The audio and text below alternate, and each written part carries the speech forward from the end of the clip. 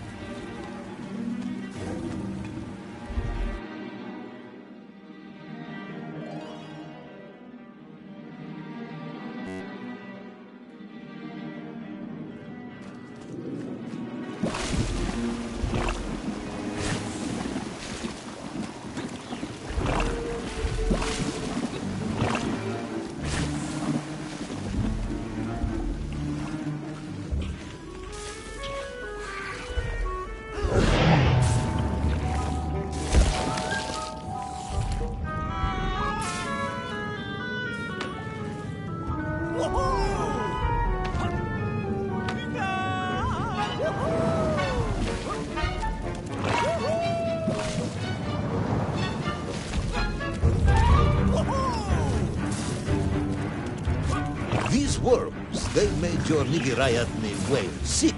Wherever they attached themselves, the flesh began to turn gray and die. It was a truly distressing sight. And I resolved myself to assist the whale by removing the leeches wherever I could find them during my escape.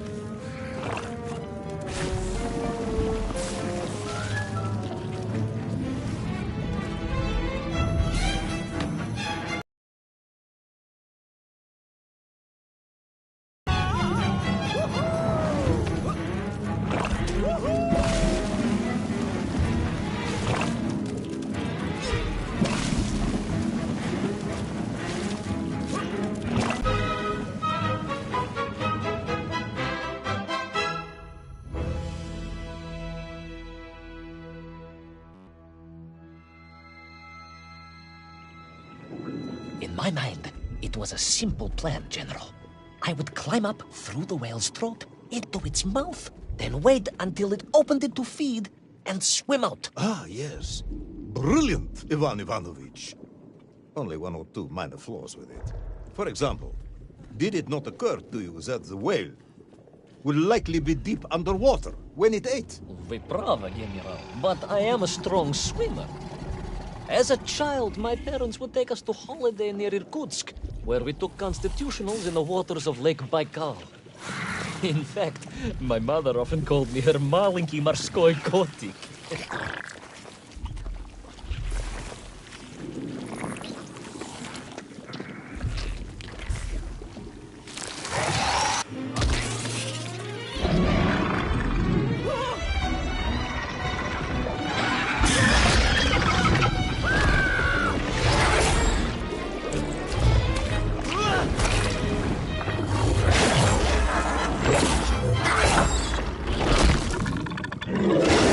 A giant worm for a giant whale, huh?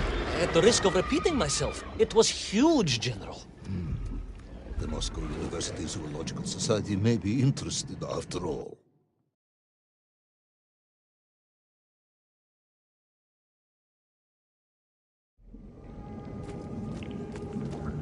Let us take a moment, Ivan Ivanovich. Your ridiculous plan to escape through the mouth of the whale failing, you would now have me believe you had embarked on some misguided crusade to free it of the worm infestation. To what end, exactly? When one suffers, we all suffer, General.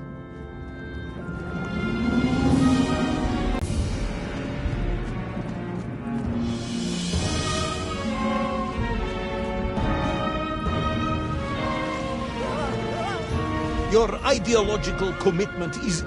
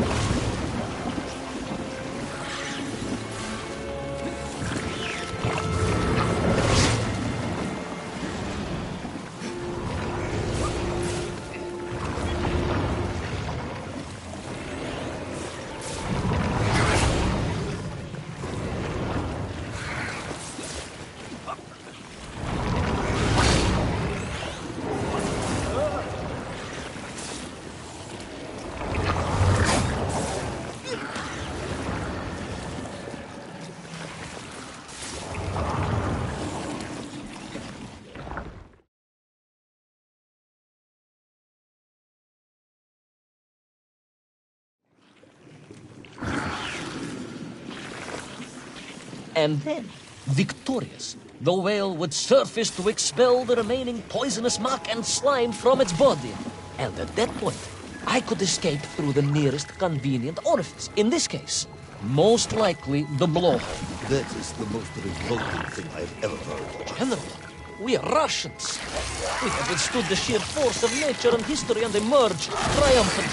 An expedition through the nasal sphincter of a gargantuan whale is nothing to us.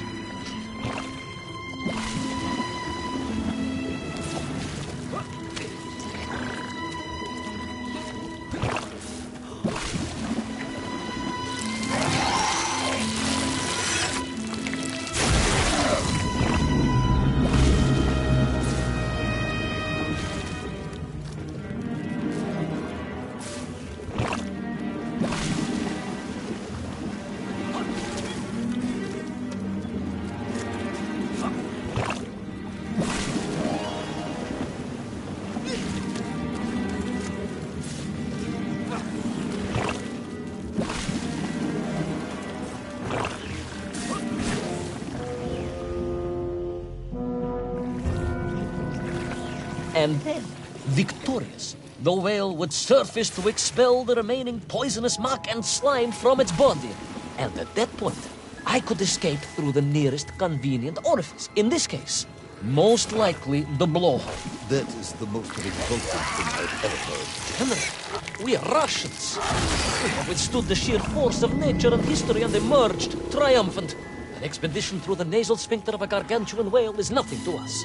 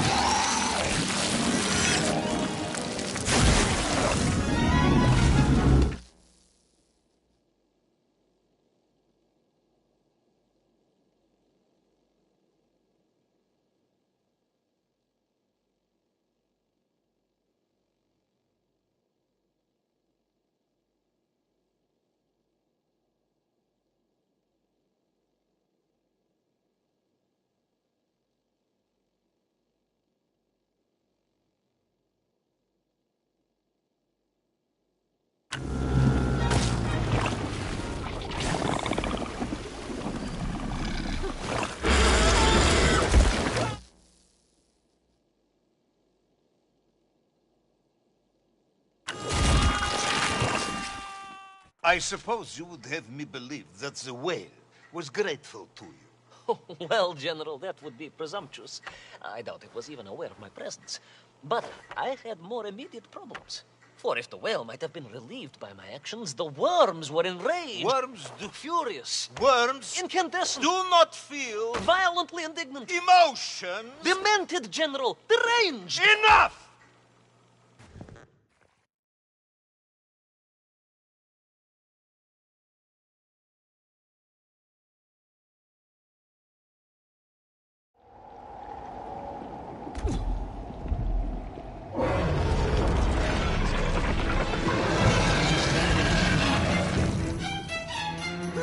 Where is little Orpheus?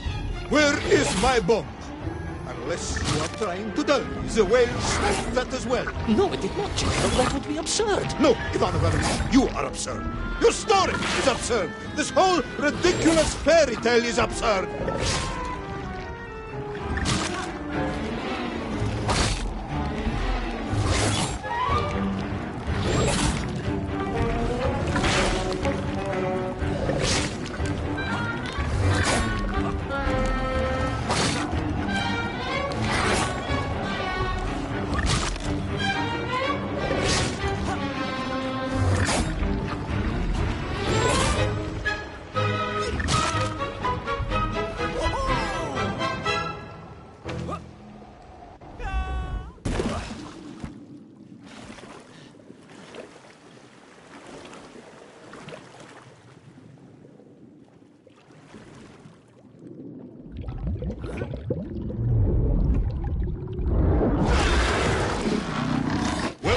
Brave yet foolhardy hero escape the furious worm?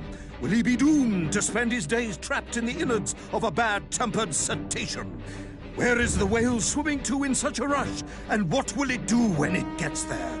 Is the general about to lose his temper and order the cosmonaut shot? All of these questions and more must surely be answered in the next exciting episode of Little Orpheus!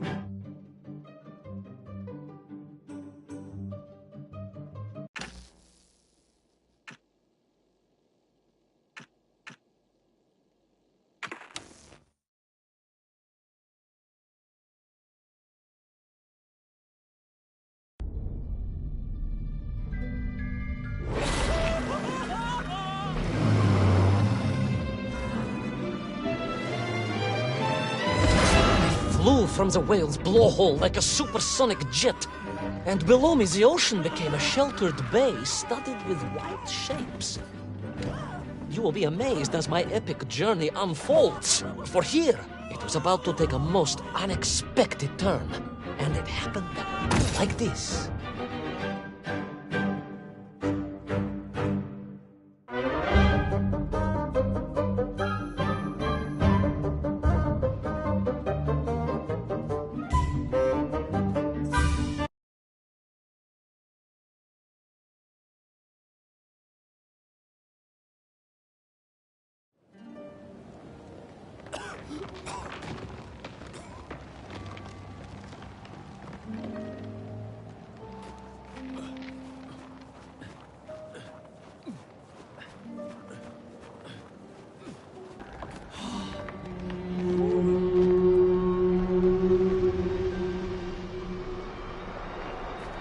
It was a beautiful but deadly wasteland.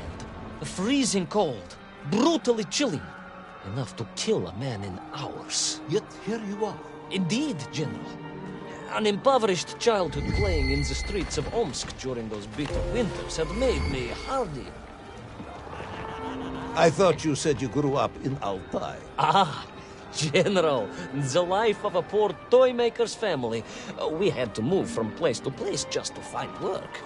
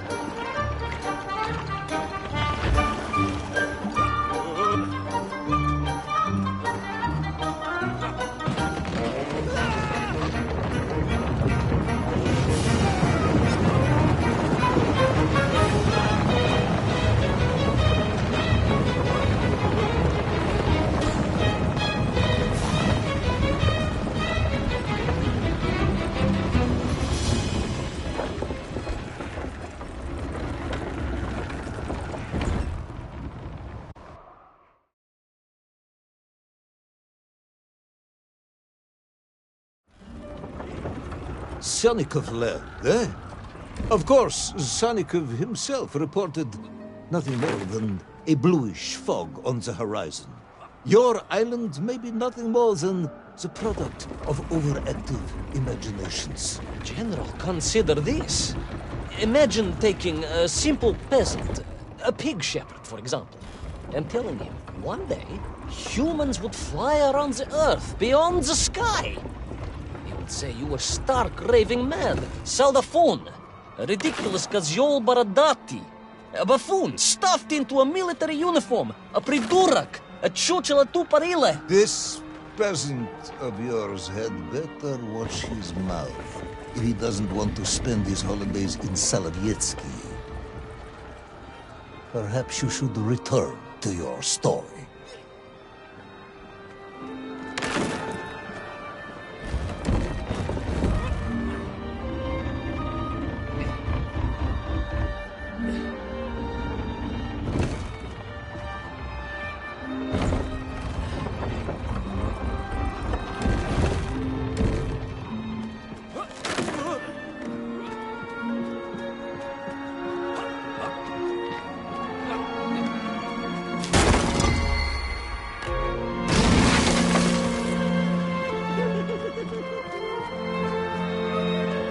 There in the cliff, I could not believe it. A hairy elephant, trapped and frozen in the ice. A mammoth? No, General, a hairy elephant. Who would think such a thing could be?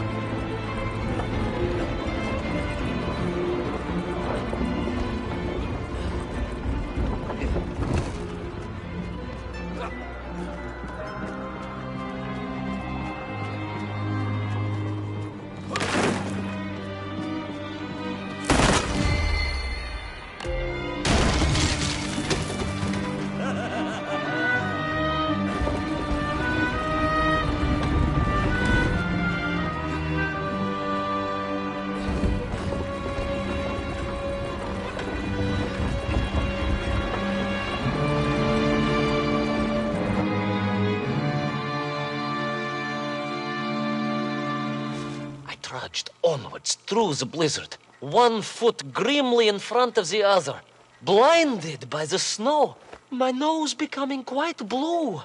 My thoughts of home crushed under the weight of the plummeting temperature. I am bored, Ivan Ivanovich, and sick to my teeth of listening to this rubbish. Let us speak plainly now. You will tell me where my bomb is, or I will have you shot. I am just getting to that, General. Shot! Comrade Primal! Shot with real bullets, fired from a real gun, not some ludicrous Bultavia about lost cities and dinosaurs and mink and mammoth. It was a hairy elephant. No! I will not tolerate any more! Where is the bomb, Ivan Ivanovich? Where is little Orpheus? It was right there. What? It was there. At least I realized it must be. Where? Here? On Sonic Land? Yes, General. Because as the storm began to clear, I realized with a strange excitement and trepidation that I was not alone on Sonic Land.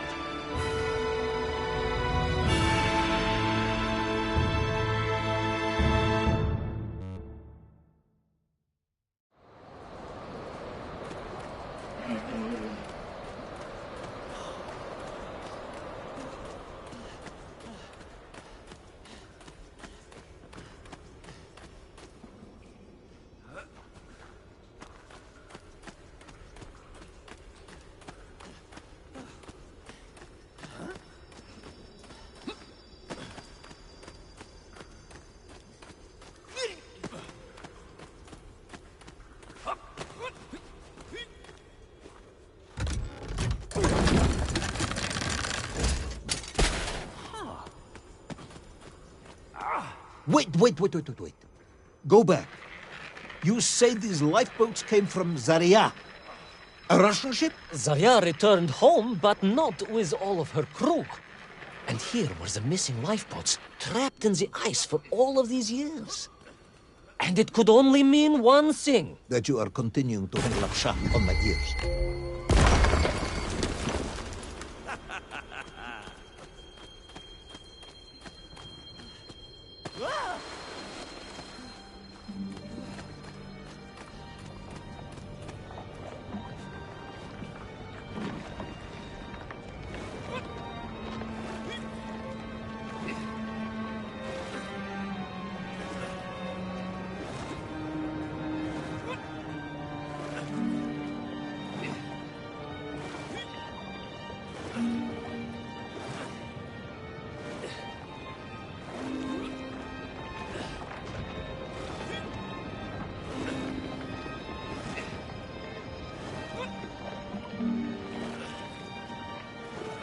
Baron Edward von Toll. Of course, I remember reading about his tragic expedition at school. We were taught he had died a hero's death out on the icy wastes, searching for Sanikov land. Yet what if, in doing so, he had sailed accidentally into the interior, deep below the crust of the world? A fellow citizen of the surface. I had to try and find him.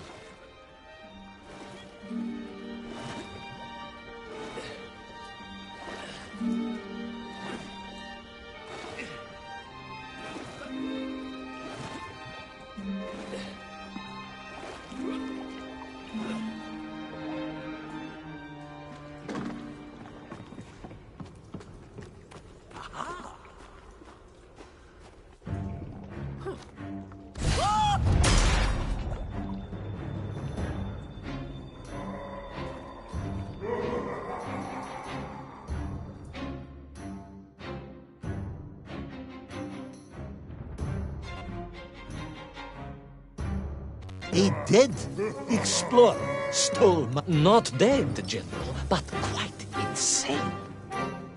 Perhaps it was the loss of the arm or the leg, or the long years in isolation. But Toll was clearly mad. You should have got along perfectly then. How I wish we had. But no, General. Whatever Toll's intention with little Orpheus was, I had no time to consider it. I was in mortal peril once more.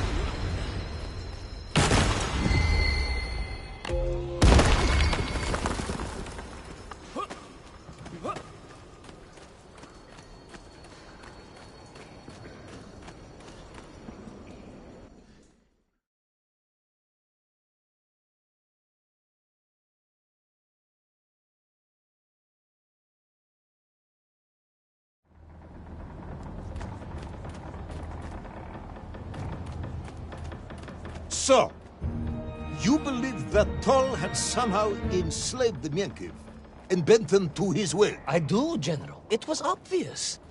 Why else would they serve him? And how else could they be so different from their free comrades? These odd helmets they wore, it was the science of our times. No doubt about it. Although fused with some strange crystal technology I could not recognize. To be honest with you, it didn't seem appropriate to stop and ask them.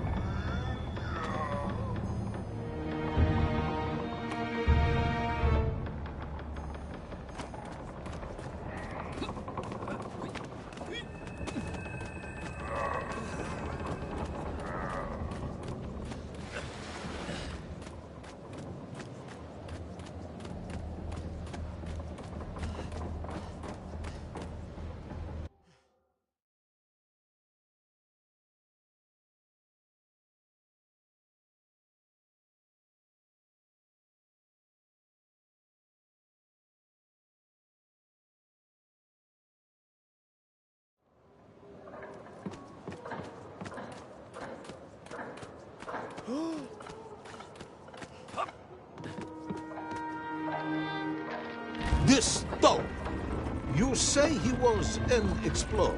Yes, General, he was. He vanished some 60 years ago. I remember the story well. And you say he stole little Orphy? To get home, General. To get home. I think he must have thought he could use the atomic bomb to blast his way back to the surface.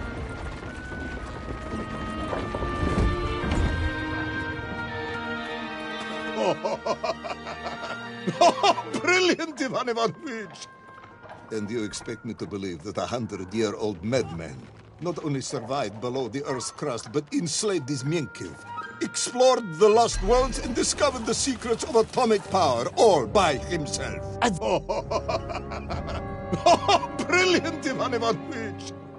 And you expect me to believe that a 100-year-old madman not only survived below the Earth's crust, but enslaved his Mienkiv, explored the lost worlds, and discovered the secrets of atomic power, all by himself? A Tsarist general. An imperialist. No doubt harking back to the terrible days before the Great Revolution. And Estonian. Estonia? Estonian general. They are wily people.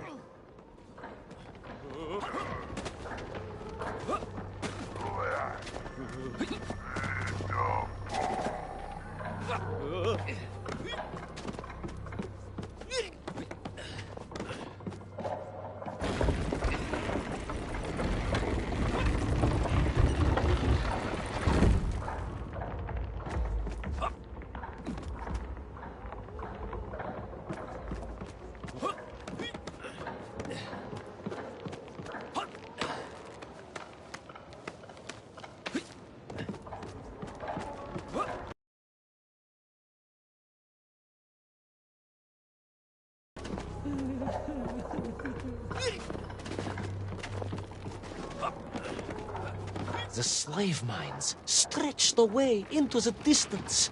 And I sometimes wondered if I would ever find my way out. But I never gave up, General. Of course you didn't. You are a hero, Ivan Ivanovich. No, General. No. I am no hero. I am a simple toy maker's son from Tomsk. Omsk? General? Omsk. You said Tomsk. I said Omsk. You said Tomsk. General, I think I am well aware of the city of my birth. Perhaps all the moving around as a child confused you.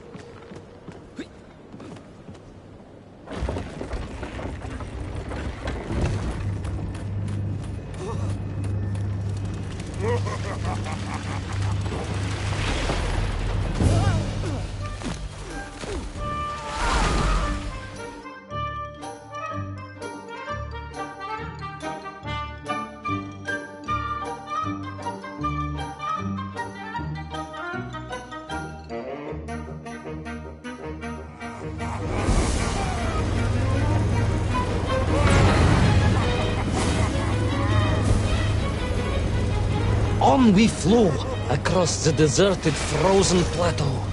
I was single-handed in my pursuit, dogged in my determination.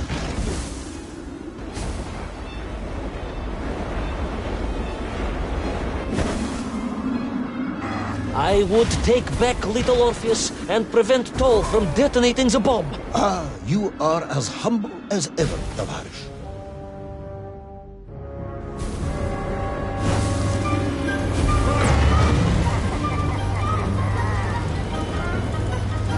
On we flew across the deserted, frozen plateau. I was single-handed in my pursuit, dogged in my determination.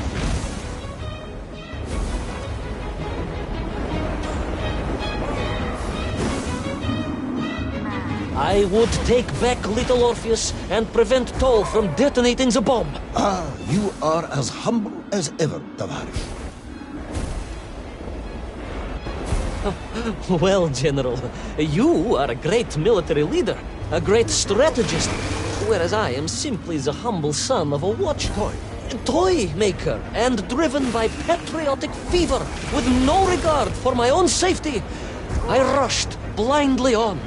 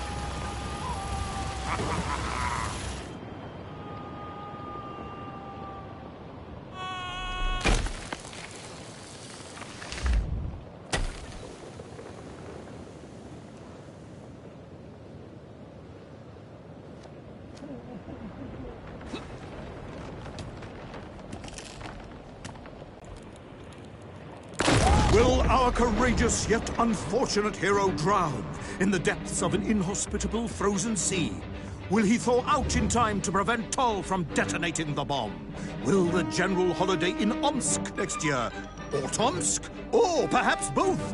What exactly is the difference between a mammoth and a hairy elephant? All of these questions and more should almost certainly be answered in the next exciting episode of Little Orpheus!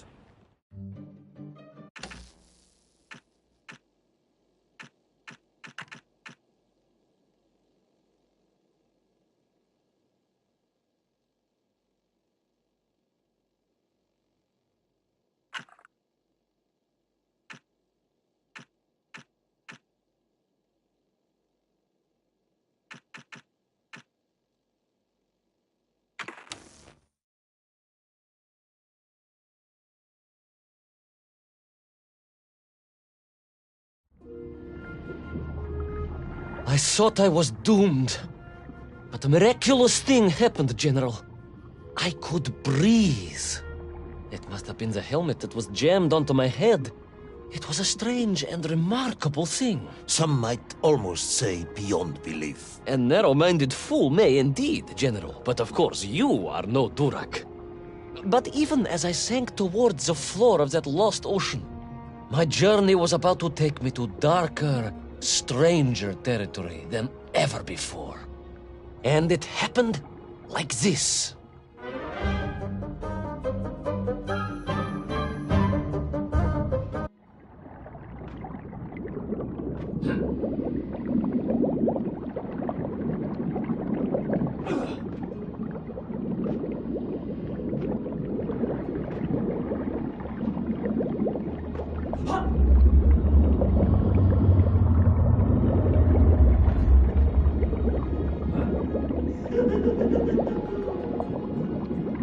Let me see if I have this correctly.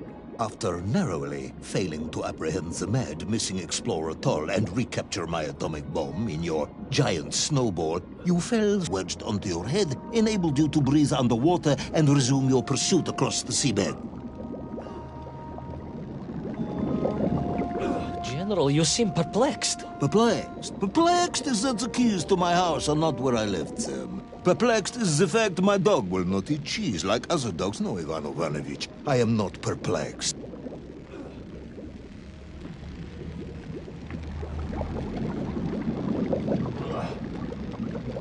Intrigued, then, perhaps? I'm not sure intrigued is the correct term either. Enraged at being taken for a simpleton. Now that, perhaps, is a better way of describing my